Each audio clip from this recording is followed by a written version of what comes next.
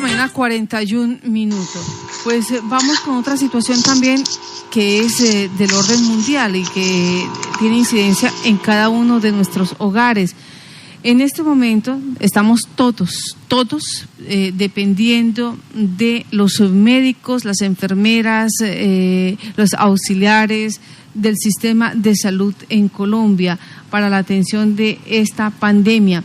Pues nos dimos a la tarea de buscar a la presidente de la Asociación Colombiana de Sociedades Científicas. Ella es la cirujana plástica Lina Triana, para hablar de este tema, cómo en Colombia se tiene previsto atender la pandemia y qué tan listos están todos los médicos, especialistas, personal de enfermería, auxiliares, que están, se puede decir, en la última línea y que de esa línea dependemos o depende la vida de todos nosotros. Doctora Lina Triana, muy buenos días.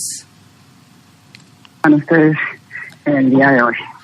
Gracias por estar en Contacto Noticias, sacar un poquito de ese valioso tiempo que usted tiene y dedicarnos a los casanareños. Doctora Lina Triana, pues usted desde la Asociación Colombiana de Sociedades Científicas, ¿cuál es esa valoración que están haciendo de cara a esta pandemia y de cara a la situación del sistema de salud que tenemos en Colombia?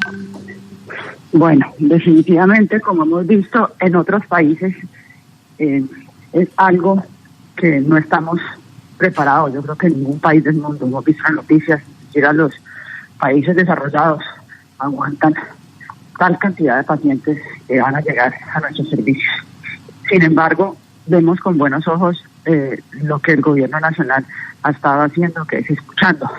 Sí. Escuchando normalmente a su parte científica. Hemos trabajado de la mano con ellos desde protocolos para COVID con la Sociedad de Infectología. Hemos trabajado con la Sociedad de Cuidado Crítico para trabajar protocolos de unidad de cuidado intensivo, los pacientes que nos van a llegar.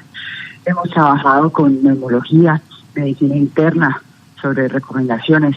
Entonces creo que todos los especialistas del país, los asociados, están trabajando dentro de darlo el mejor, opción para esta crisis. Sin embargo, cuando se hizo el conteo inicial, obviamente estamos cortos de camas de unidad de cuidado intensivo, se están haciendo unas zonas de expansión. Yo puedo hablar del departamento del Valle del Cauca, aunque estoy más comprometida porque soy italeña, y aquí se está trabajando con las zonas de expansión, se está trabajando arduamente. Entre más semanas tengamos, más tiempo vamos a tener, pero se está trabajando. Pero como te decía inicialmente, el Ministerio de Salud ha estado muy conectado con la parte médica, lo cual es una buena noticia, que nos escuchen. Sí. Tanto así que la cuarentena también fue escuchada por nosotros solicitábamos la cuarentena al presidente y finalmente ese empujoncito nuestro yo creo que le sirvió para dar ese paso, que no es fácil. No es fácil para un gobierno decretar la cuarentena, todos sabemos que eso para la economía podrían venir revueltas sociales, entonces no es una decisión fácil la que tomó nuestro presidente Duque, independiente de partidos, pero la tomó, lo que nos escuchó. Sí. Sí estamos esperando el pico en unas semanas, posiblemente, una semana, ojalá se corra una más, pero más se corra quiere decir que vamos a tener un pico menos alto, y eso nos da más posibilidad de atender pacientes, que no nos lleguen todos al tiempo, que es lo que no queremos, pero cuando llegan todos al tiempo, nuestra capacidad física y de talento humano, médicos, enfermeras, pues va a ser superada. Entonces, entre más de una semana nos demoremos, mejor. Entre más de una semana nos demoremos, quiere decir que la cuarentena hizo efecto, o está haciendo efecto. La pregunta es hasta cuándo podemos estar en cuarentena, porque repito, eso es grave para el país a nivel económico, pero es una pregunta que no sabemos cuál, no sabemos. Vemos con ojos importantes el hecho de que ya se vayan a poder hacer más pruebas, porque es que a nivel internacional, la prueba de PCR, que es la prueba estándar diagnóstica, no hay. El gobierno quiere comprar más pruebas, pero no se las venden, porque gobiernos como Estados Unidos están haciendo 23,000 pruebas al día, y nosotros no es que no queramos hacerlas, es que no nos las venden, no hay fabricación. Entonces, esta opción de las pruebas rápidas fue muy buena, se trabajó, repito, con infectólogos para verificar que sí sean correctas las pruebas rápidas. Obviamente no nos dan diagnóstico como tal, pero sí nos ayudan a screening o tamizaje, que es lo que necesitamos en este momento, porque en esta etapa necesitamos el virus ya está en la calle ya está en nuestras calles. ¿Qué queremos hacer? Queremos evitar el contagio de una persona a otra, y para eso es valioso las pruebas rápidas que están introduciendo a nuestro país. Sin embargo, la prueba confirmatoria siempre será la prueba de PCR, que trataremos de conseguir las que más nos vendan. El problema es que no hay. Sí. Entonces, ¿Quién vende esas pruebas, doctora Lina? ¿Perdón? ¿Quién vende esas pruebas? O sea, a Colombia como al resto de países, ¿a dónde le toca casi que llorar para que les vendan esas pruebas especializadas? A nivel internacional en diferentes países, pero sí es a nivel internacional, no son de fabricación casera. Entonces, o sea, me refiero, colombiana, ese es el problema, sí. Pero sí, todos los países están en las mismas, Alemania también está, o sea, todos los países están en las mismas. Sí. Entonces, bueno, si nos venden más pruebas, bienvenidas, pero, sí.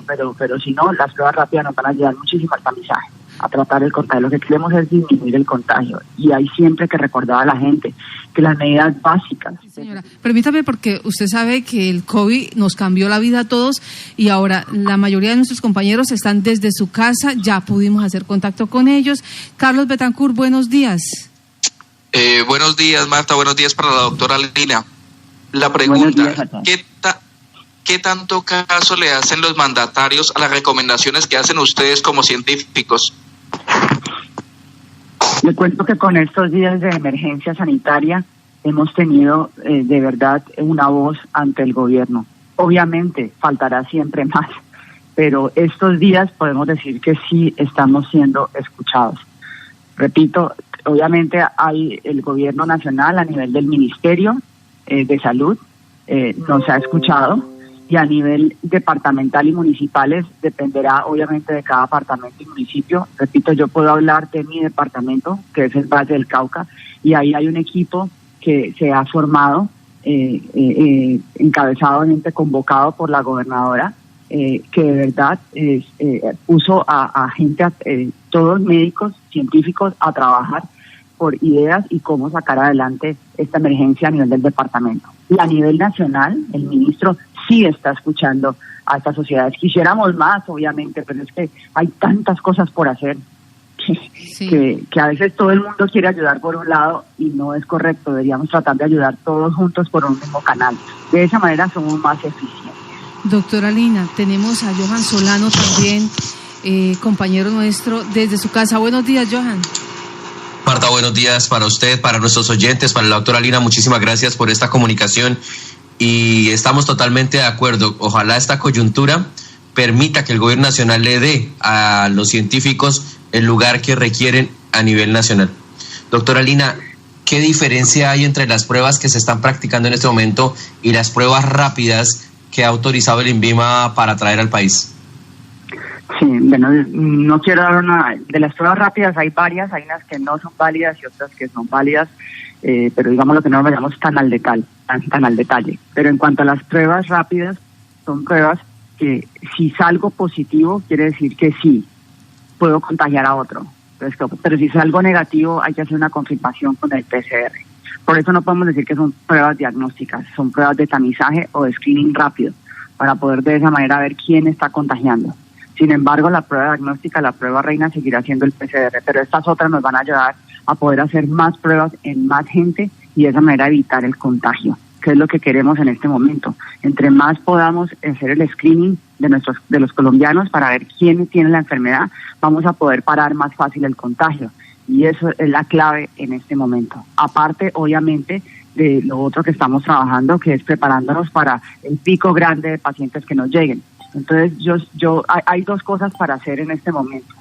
Uno, estamos preparándonos para lo peor, porque hay que prepararse para el peor escenario. Pero el escenario es que nos llegue tanta gente que no seamos capaces de atender. Pero no podemos olvidarnos de lo otro que es la prevención. Y la prevención es disminuir el contagio con estas pruebas rápidas que nos van a llegar. Continuar comprando también las de PCR, que son importantes. Otra cosa que hizo el gobierno era que estaba muy centralizado donde se procesaban esas pruebas. ya amplió a nivel, departamental en diferentes ciudades del país para procesar esas pruebas, porque era un cuello de botella inicial. Eso ya también cambió. Y aparte de eso, trabajar en la prevención de nosotros, de cada uno de nosotros, porque nosotros nos tenemos que proteger a nosotros y proteger al que está enfrente de nosotros. Eso es lo que tenemos que trabajar en esta estrategia. Doctora, aquí quiero traer algo importante, si me lo permiten. Sí. Algo muy importante es que en los otros países el personal de salud es uno de los más afectados, el que más se contagia, el que además tenemos cifras hasta del 10%, 11% en países donde el personal de salud es el que fallece. Ese porcentaje son personal de salud, personal médico y de salud. Entonces, tenemos que prepararnos allí. Por eso es otra cosa que estamos trabajando con el gobierno. Sacar una resolución para sacar dinero de la ARL para que de esa manera nos puedan ayudar en la protección del médico y del personal de salud. Y aquí refiero dos cosas, porque no solamente es que el médico se va a enfermar, listo, sino que también ese médico, si no tiene la protección correcta, puede también producir el contagio, ¿sí? Entonces el contagio a otros. Entonces es importante que tengamos el material de protección correcto, es fundamental. Y bueno, sí, el gobierno buscó dónde sacar los dineros, pero necesitamos que lleguen ya. No pueden llegar después, porque entonces ¿para qué? Sí. Y ahí viene otra problemática que estamos enfrentando los médicos. Me parece increíble, porque los médicos, el personal de salud, no solo médicos, el personal de salud, pues está aquí poniendo el pecho para atender la emergencia, ¿cierto? Nosotros, como juramento hipocrático, y creo que ese juramento hipocrático no es solo para el médico, es para todo el que atienda al personal de salud, todos. Siempre dar lo mejor y nunca hacer daño, y eso es lo que queremos hoy en día. Pero ha sucedido en varias ciudades del país que apabullan o no quieren tener, por ejemplo, un personal de salud en un transporte público, porque claro, dicen que puede ayudar a fomentar el contagio, pero entonces ¿cómo se va a transportar ese personal médico para llegar a hacer su labor y ayudar a salvar vidas?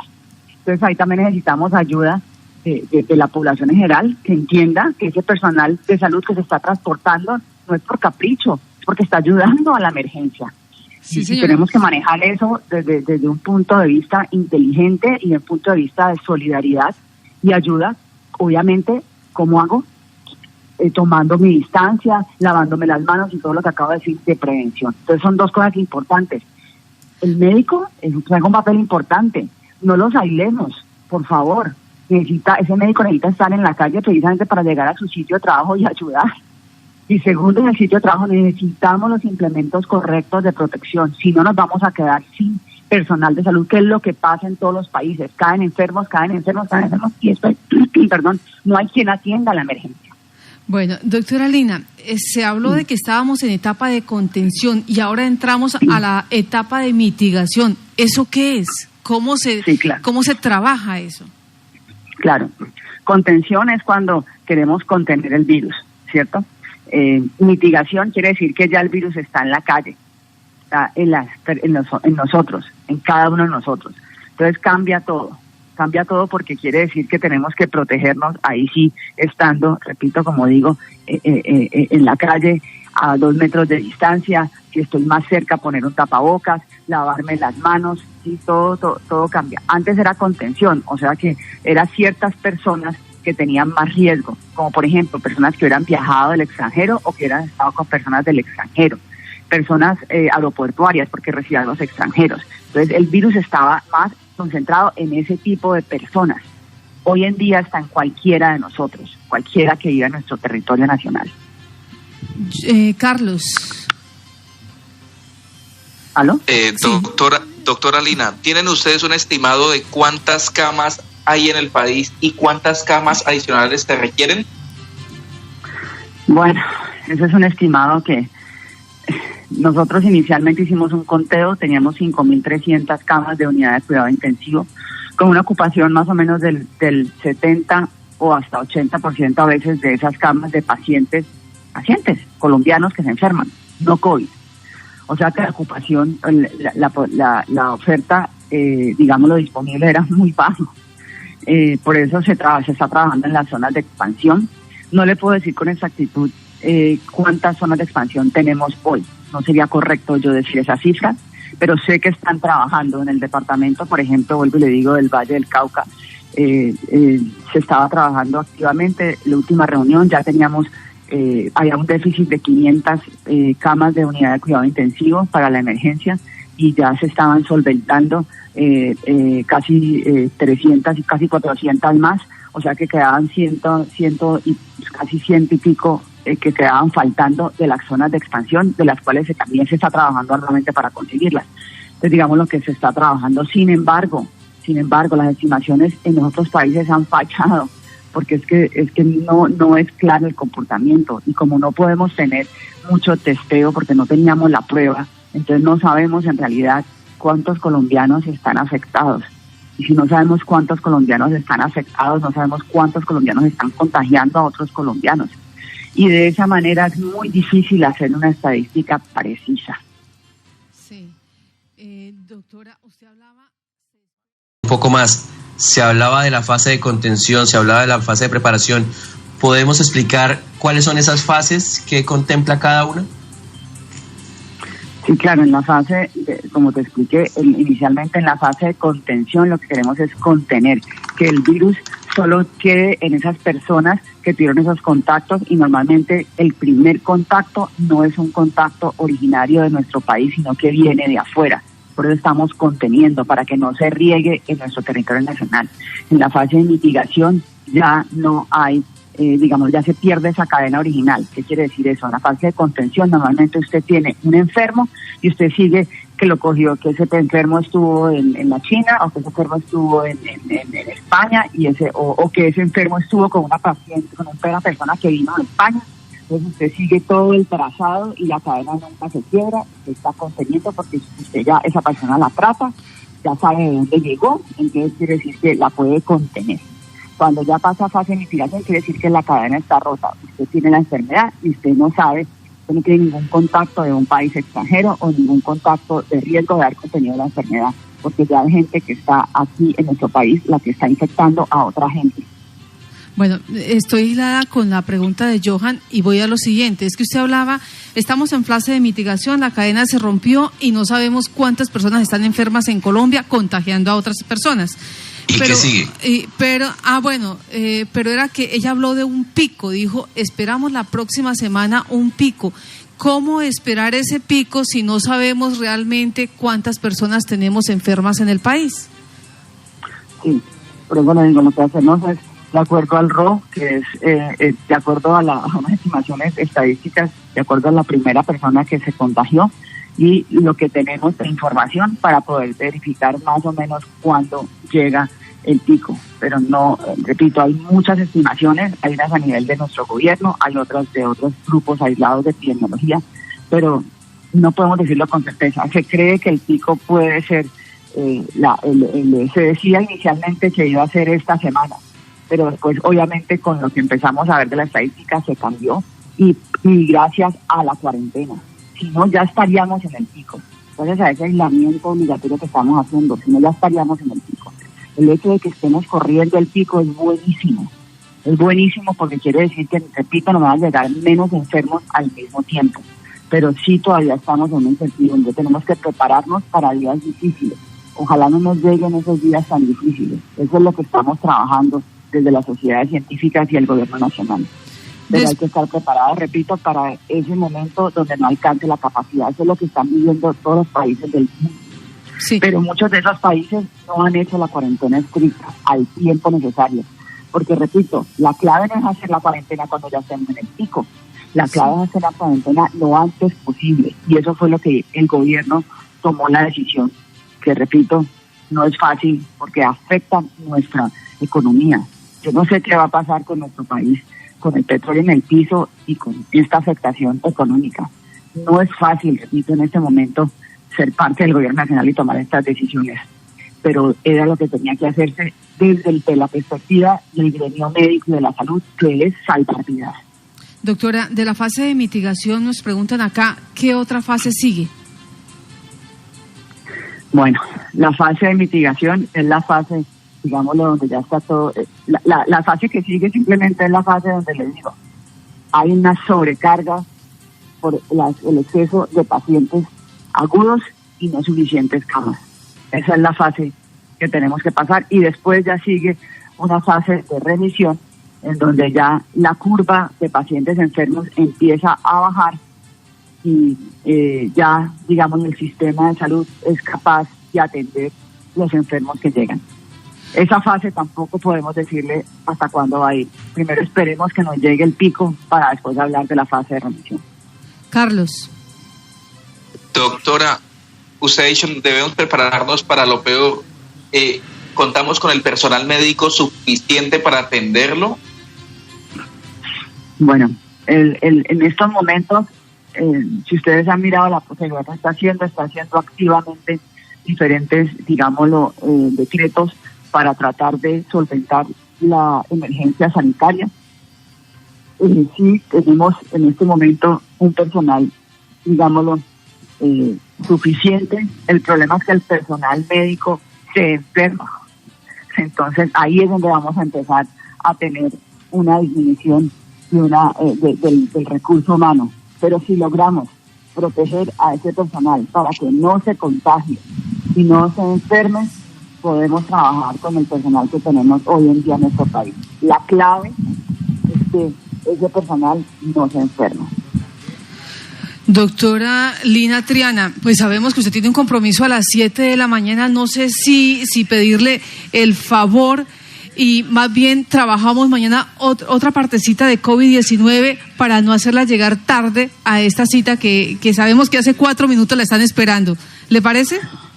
Perfecto, sí señora, quedo comprometida, con mucho gusto. Doctora Lina Triana, ella es la presidenta de la Asociación Colombiana de Sociedades Científicas en nuestro territorio, cirujana plástica, y hoy está con nosotros para hablarnos a nivel nacional cuáles son esas decisiones que se están tomando y se están articulando desde los científicos, desde los galenos, desde la parte de los enfermeros y demás personas que trabajan y que son esa línea especial donde tenemos puesto todas nuestras esperanzas. Doctora Lina, que tenga buen día. Muchas gracias. 7 de la mañana, 5 minutos.